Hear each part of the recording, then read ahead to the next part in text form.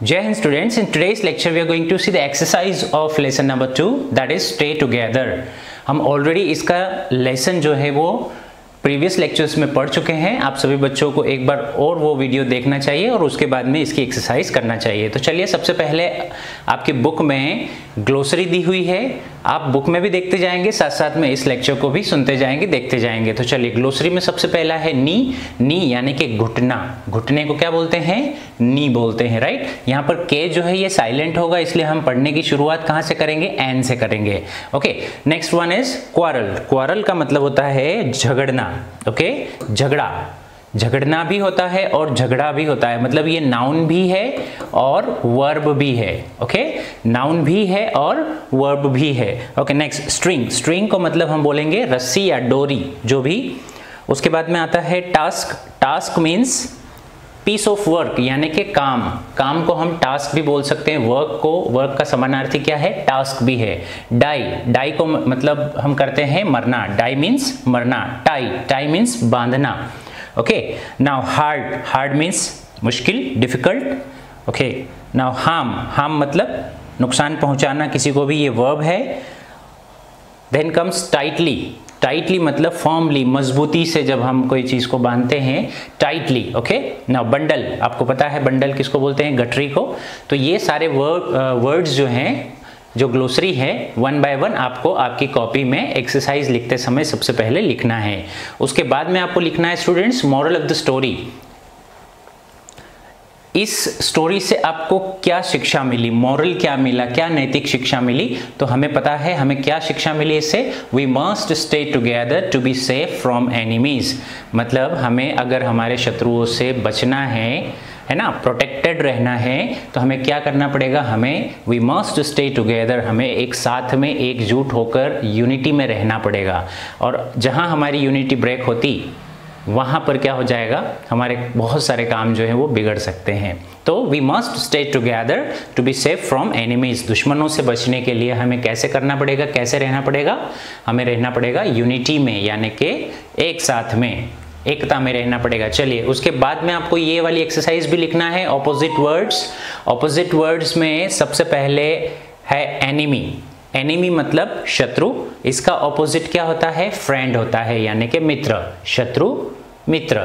Enable यानी कि नहीं कर सकना, और एबल मतलब कर सकना। एबल आपको पता है, आप पढ़ चुके हो ग्रामर लेसन्स में। एबल टू जो है ये मॉडल ऑक्सिलरी है, ये हम बार बार ग्रामर में पढ़ते आ रहे हैं शुरू से ही। ना अनटाई, अनटाई मतलब खोलना, है ना, और टाई मतलब बांधना, जैसे गठान लगाना, तो टाई अ नॉट।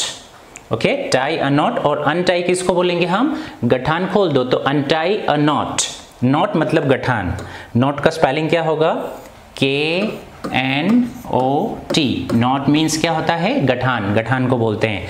देखिए ये वर्ब भी है और नाउन भी है ना, दोनों तरीके से ये काम में आ सकता है। यंगेस्ट मतलब सबसे छोटा, तो इसका ऑपोजिट क्या हो जाएगा? एल्डेस्ट, सबसे बड़ा। जैसे मान लीजिए फैमिली में दो भाई है, तो छोटे भाई को हम यंगेस्ट ब्रदर, सबसे छोटा भाई, और सबसे बड़ा भाई होगा, हम उसको क्या बोलेंगे? Eldest brother. तो यंगेस्ट मतलब सबसे छोटा और एल्डेस्ट मतलब सबसे बड़ा। इजी, इजी मतलब सरल, और इसका ऑपोजिट यानी कि विरोधी क्या होगा? डिफिकल्ट यानी कि कठिन। तो ये ऑपोजिट्स भी आप लोगों को आपकी कॉपी में लिखना है। उसके बाद में है यहाँ पर match the phrases given in column A with one word substitute in column B. Column A को कॉलम बी से आपको जोड़ना है। तो चलिए पहले हम लोग यहाँ पर क्वेश्चन में आपको ऐसा क्वेश्चन दिया है, लेकिन यहाँ पर क्या है? प्रॉपर आंसर नहीं है, मतलब आपको यहाँ पर ए वाला जो कॉलम है उसको बी वाले कॉलम से प्रॉपर मीनिंग के साथ में जोड़ना है। तो चलिए, sons of the same parents. Sons of the same parents, same parents मतलब एक ही माता पिता। पेरेंट्स में माता और पिता दोनों आते हैं। अगर यहाँ से आप एस हटा देते हो तो पेरेंट हो जाता है। तो पेरेंट अगर हमने बोला तो या तो हम मम्मी की बात कर रहे हैं या तो पापा की बात कर रहे हैं, लेकिन हमने बोला पेरेंट्स, तो पेरेंट्स में माता पिता दोनों ही इंक्लूड होते हैं। तो चलिए, पेरेंट्स है यहाँ पर, सेम पेरेंट्स मतलब एक ही माता पिता के जो लड़के होते हैं उनको हम क्या बोलते हैं? एल्डेस्ट बोलते हैं, ब्रदर बोलते हैं, यूनिटी, टास्क या बंडल, क्या बोलते हैं उनको? ब्रदर, ब्रदर बोलते हैं। ओके, नेक्स्ट स्टिक्स, तो आपको यहाँ से इसके सामने क्या लिखना है, sons of the same parents, इसके सामने क्या लिखना है, brother. Next, sticks tied together, लकड़ियों को टाइड यानी कि बांधा जाता है, टुगेदर मतलब साथ में, लकड़ियों को जब एक साथ में बांधा जाता है तो उसको हम क्या बोलते हैं, क्या बोलते हैं, बंडल। तो आपको इसके सामने क्या लिखना है, a bundle. Okay, oldest person in a family, सबसे जो बूढ़ा या बड़ा व्यक्ति जो होता है फैमिली में उसको हम क्या बोलते हैं, उसको हम बोलते हैं एल्डेस्ट। तो इसके थर्ड के सामने क्या लिखा होना चाहिए, एल्डेस्ट। टुगेदरनेस अमंग पीपल, लोगों की जो एकता है ना, उसको हम क्या बोलते हैं, तो आपको पता है क्या बोलते हैं, यूनिटी बोलते हैं। यूनिटी का हिंदी होता है एकता। Okay, a piece of work यानी कि काम, काम को हम, और क्या इसका समानार्थी क्या है, टास्क। तो इसके सामने आपको क्या लिखना है, टास्क लिखना है। तो ये आपको क्लियर हो गया होगा। एक बार और आप वीडियो को रिवाइंड करके और देख सकते हैं। तो चलिए यहाँ पर इसके आंसर्स भी दिए गए हैं। यदि आपको प्रॉब्लम हो, आपको कोशिश करना है अपने आप से ही समझने के बाद में करने की, और अगर आप कोई परेशानी में आ जाए तो आप इनका हेल्प भी ले सकते हैं। Sons of the same parents, तो मैंने जैसे बताया, brother, sticks tied together, a bundle, oldest person in family, eldest, togetherness among people, तो इसको बोलते हैं unity. A piece of work को हम क्या बोल सकते हैं, टास्क बोल सकते हैं। तो ये इसके आंसर भी मैंने दे दिए हैं। अब चलिए कॉम्प्रिहेंशन पे चलते हैं। Answer the following questions. सबसे पहले क्वेश्चन नंबर 1 क्या लिखा है, was the old man able to stop his sons quarrel, क्या ओल्ड मैन यानी कि जो बूढ़ा व्यक्ति था वो अपने लड़कों का झगड़ा रोक पाया, तो ऑफ कोर्स नहीं रोक पाया ना, जैसे आपने स्टोरी सुनी आपको पता है। तो इसका आंसर सीधा आना चाहिए, नो में। अच्छा, एक क्वेश्चन में एक और चीज़ यहाँ पर आप थोड़ा सा गौर करें, सभी बच्चे ध्यान से सुने। सन्स, सन्स के बाद में ये ऐसे इस तरीके से लिखा है, तो बहुत सारे बच्चे यहाँ बोलेंगे कि ये थोड़ी सी प्रिंटिंग मिस्टेक है, लेकिन ऐसा नहीं है, ये प्रिंटिंग मिस्टेक नहीं है। जब बहुवचन का जब कोई शब्द बोध करा रहा है और उस समय हमें एपोस्ट्रोफी एस लिखना है, तो हमें लास्ट में ही एपोस्ट्रोफी एस लिखना पड़ेगा। जैसे मैं एक एग्जाम्पल देता हूँ, जैसे हम बोलते हैं गर्ल्स टॉयलेट, तो गर्ल्स टॉयलेट, तो गर्ल्स टॉयलेट को हम ऐसे नहीं लिख सकते, गर्ल्स टॉयलेट ऐसा नहीं लिख सकते। क्यों? क्योंकि हम किसी एक इंडिविजुअल गर्ल के लिए पूरा टॉयलेट नहीं बना रहे हैं, यहाँ पर मास बता रहे हैं, लड़कियों का समूह बता रहे हैं। यहाँ पे गर्ल्स टॉयलेट मतलब लड़कियों की टॉयलेट, तो यहाँ पर हम ऐसे नहीं लिख पाएंगे, हमें लिखना पड़ेगा GIRLS गर्ल्स, और फिर हमें लगाना पड़ेगा एपोस्ट्रोफी एस लास्ट में। क्यों? क्योंकि हम इस तरीके से नहीं लिख पाएंगे। यहाँ पर इसका मीनिंग होता है गर्ल्स टॉयलेट का, किसी एक लड़की के बारे में आप बात कर रहे हैं, किसी एक लड़की के लिए ही वो टॉयलेट है, लेकिन यहाँ पर हम लिखेंगे गर्ल्स टॉयलेट और इस तरीके से लिखेंगे तो क्या होगा, हम मास यानी कि पूरी जो टुगेदरनेस है लड़कियों की, उसके लिए हम यहाँ पर बात कर रहे हैं। ऐसे बॉयज टॉयलेट को आप कैसे लिखोगे, BOYS और एपोस्ट्रोफी एस लास्ट में लगाओगे। क्लियर है? तो यहाँ पर भी देखिए, यहाँ पर एपोस्ट्रोफी एस कहाँ लगा है, सन्स लास्ट में लगा है। तो इस चीज़ को, ये कुछ चीज़ें बेसिक होती है, ये हमें धीरे धीरे सीखना पड़ेगा। तो इसका आंसर क्या होगा, चलिए जल्दी से बताइए। नो, नहीं। द ओल्ड मैन, वापिस से यहाँ से वापिस वैसा का वैसा, द ओल्ड मैन, अब यहाँ पर वॉज है तो वॉज नॉट, वॉज के बाद में वॉज लगा दें, was not able to stop his sons quarrel. बहुत सिंपल है, यहाँ क्वेश्चन में से ही आंसर है, केवल आपको याद रखना है no. Okay, next one is what did he ask them to bring, उसने यानी कि बूढ़े व्यक्ति ने उनको क्या लाने के लिए कहा, क्या लाने के लिए कहा बताइए। तो he asked each one of them to bring him a stick. He asked, उसने कहा each one of them मतलब उनमें से सभी प्रत्येक को, to bring him a stick, उसके लिए एक लकड़ी लाने के लिए कहा।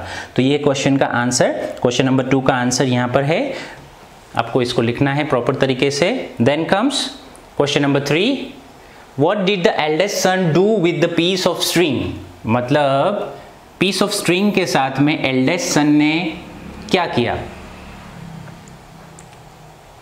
तो eldest son tied the sticks together into a bundle with the piece of string, उसने क्या करा, एक डोरी लेके है ना, रस्सी लेके उसने क्या करा, सबसे बड़े लड़के ने क्या करा, उसको बांध दिया। किसको बांध दिया? Sticks together into a bundle, मतलब लकड़ियों को इकट्ठा करके एक बंडल में उनको क्या कर दिया, बांध दिया, क्योंकि ये रिस्पॉन्सिबिलिटी बूढ़े व्यक्ति ने किसको दी थी?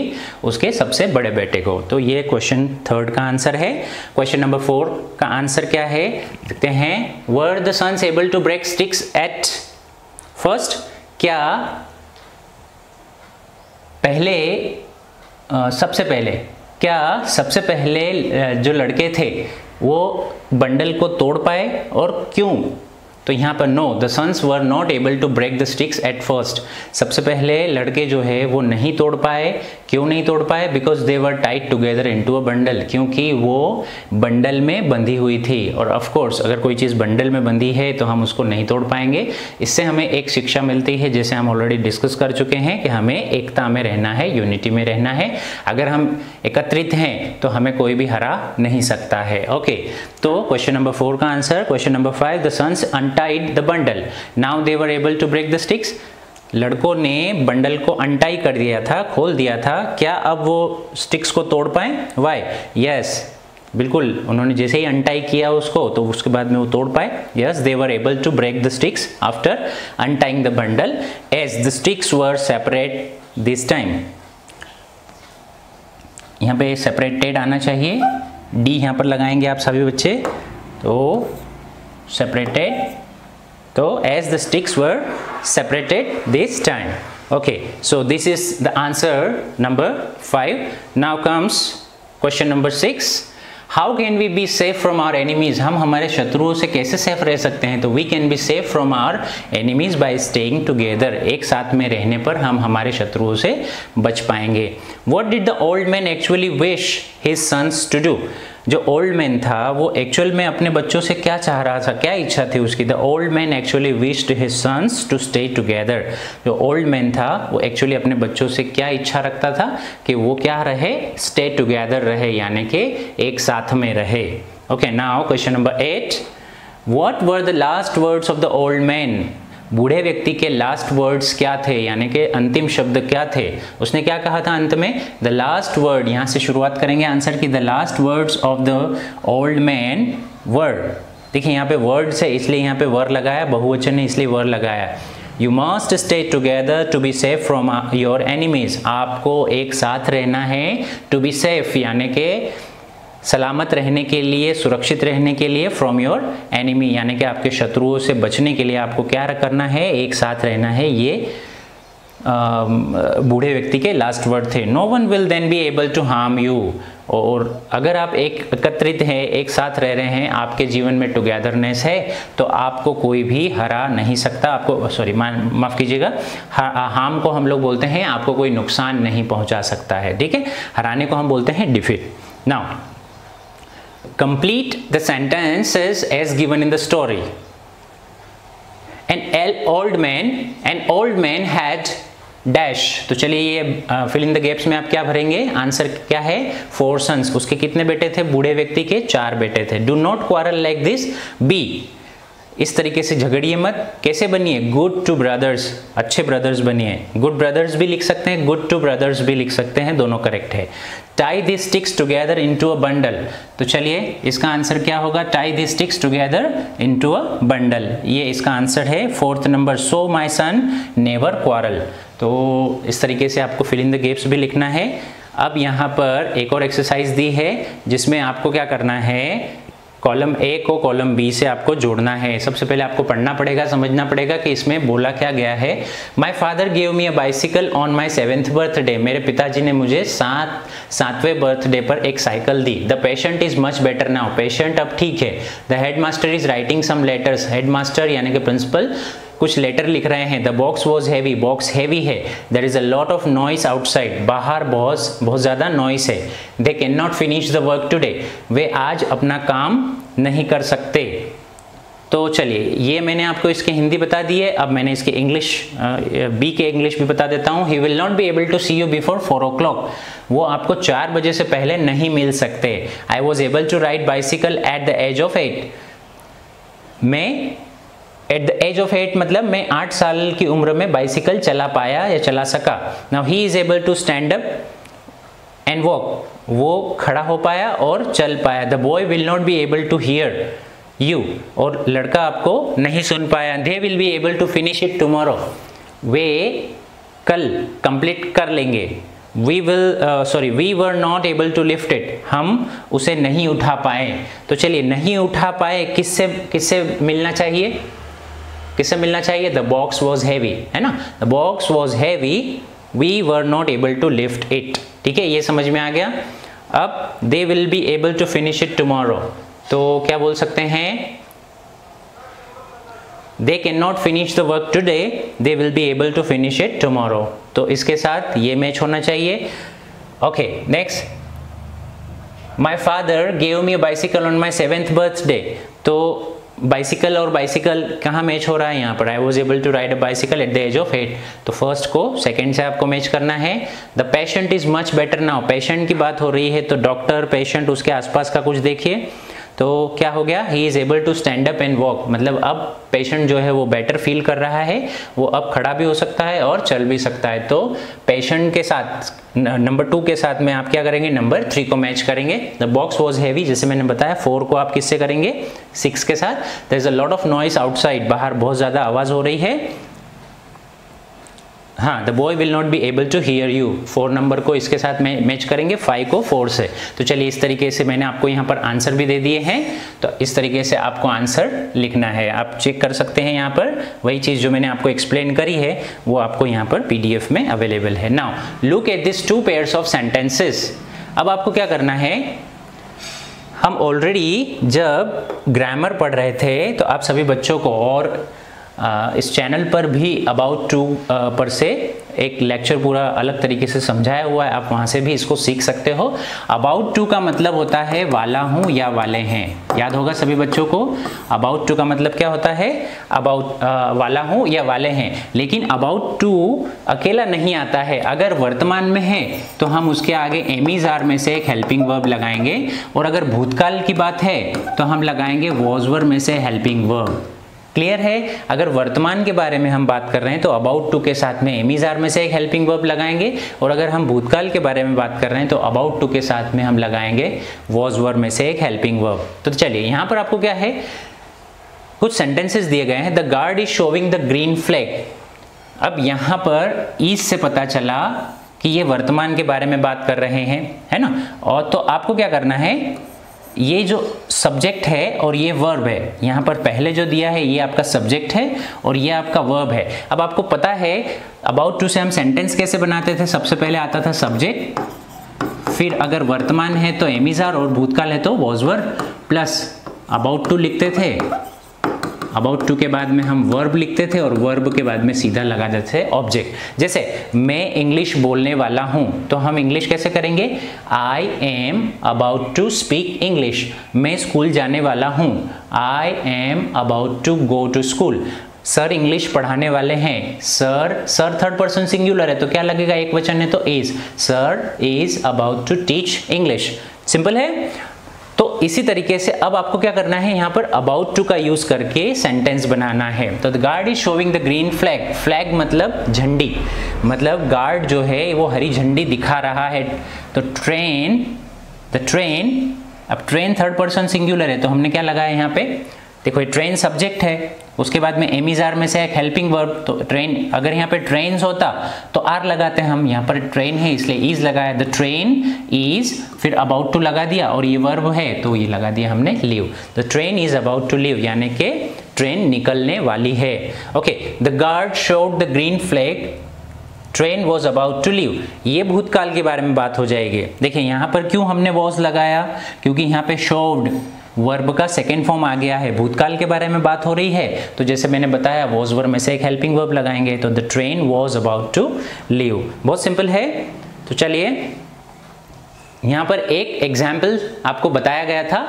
अब आपको क्या करना है? अपने आप से कोशिश करना है, बुक में देखकर आपको अपने आप से अबाउट टू से सेंटेंसेस बनाना है और फिर इसके आंसर्स यहाँ पर चेक करना है। आप सभी बच्चों को ये जीवन में हमेशा याद रखना है कि जितना काम आप स्वयं से करेंगे, जितना काम आप स्वयं से करेंगे उतना ही आपकी एक्सपर्टीज़ बढ़ेगी, है ना। हम क्या करते हैं, नॉर्मली बुक में से देख लेते हैं, आंसर्स देख लेते हैं, बोर्ड पर से भी सीधा का सीधा कॉपी कर लेते हैं, तो उससे हमारी एक्सपर्टीज़ नहीं बढ़ेगी। हम लोगों को कोशिश ये करना चाहिए कि जो भी काम दिया जाए, एक्सप्लेनेशन होने के बाद में, चैप्टर एक्सप्लेनेशन होने के बाद में हमें कोशिश करना चाहिए कि हम पूरा जो एक्सरसाइज है वो अपने आप से करें, और नहीं आ रहा है then we take the help, ठीक है। तो वो चीज़ें जल्दी से आपको याद भी हो जाएगी और लाइफ टाइम के लिए याद रहेगी। ओके, तो चलिए, the bell is ringing, school begin. तो चलिए, स्कूल यहाँ पर क्या है, सब्जेक्ट है, और बिगिन जो है वो क्या है, आपका वर्ब है। बिगिन मतलब शुरू होना। तो देखिए यहाँ पर पढ़िए, the bell is ringing, bell बज रहा है, स्कूल तो क्या हो जाना चाहिए, स्कूल, ये सब्जेक्ट है। अब स्कूल एक वचन है या बहुवचन, एक वचन है, तो हम लगाएंगे इज, और फिर हमने जैसे बताया था अबाउट टू को यूज करेंगे, तो the school is about to, और वर्ब यहाँ पर क्या लिखा है, बिगिन, तो हम लगा देंगे begin. The school is about to begin, यहाँ पर आंसर दिया हुआ है। Now the head master stood up, अब यहाँ पर सब्जेक्ट है ही और वर्ब है स्पीक। तो चलिए, ही और स्पीक को यूज करके आपको सेंटेंस बनाना है, तो ही के साथ में लगाएंगे वॉज। क्यों लगाएंगे वॉज, क्योंकि यहाँ पर देखिए, यहाँ पर हमने इज लगाया क्योंकि यहाँ पे वर्तमान की बात हो रही है, यहाँ पर भूतकाल के बारे में बात हो रही है। स्टूड से पता चला हमें उठा, हेडमास्टर उठे, है ना। तो यहाँ पर वॉज वर्ब में से ही के साथ में वॉज लगाते हैं। आपको पता है, आप एमिजार वॉज वर्ब वाला लेक्चर भी ऑलरेडी पढ़ चुके हो, इसके वीडियोस भी अवेलेबल है चैनल पर। तो he was about to speak, simple है। The reference blew the whistle, sorry,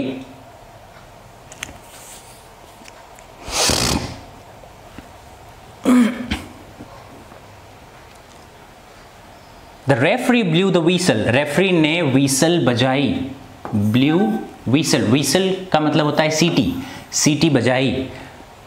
the match start, तो चलिए, मैच सब्जेक्ट है और स्टार्ट्स क्या है, वर्ब है। अब देखिए, ब्लू से पता चला कि ये भूतकाल के बारे में है, अगर ये वर्तमान होता तो यहाँ पर होता blows, the referee blows the whistle होता, तो ये वर्तमान था तो हम एमिजार लगाते, लेकिन अभी क्या है, यहाँ पर भूतकाल है, तो हम क्या लगाएंगे, वॉज वर्ब में से एक हेल्पिंग वर्ब। अब रेफरी जो है वो सिंगुलर है, सॉरी माफ कीजिएगा, द मैच है, द मैच सब्जेक्ट है, हमें इससे बनाना है, तो मैच सिंगुलर है, इसलिए हम लगाएंगे वॉज वर्ब में से एक हेल्पिंग वर्ब, यहाँ पर लगेगा वॉज क्योंकि ये सिंगुलर है। The match was about to start, बहुत सिंपल है।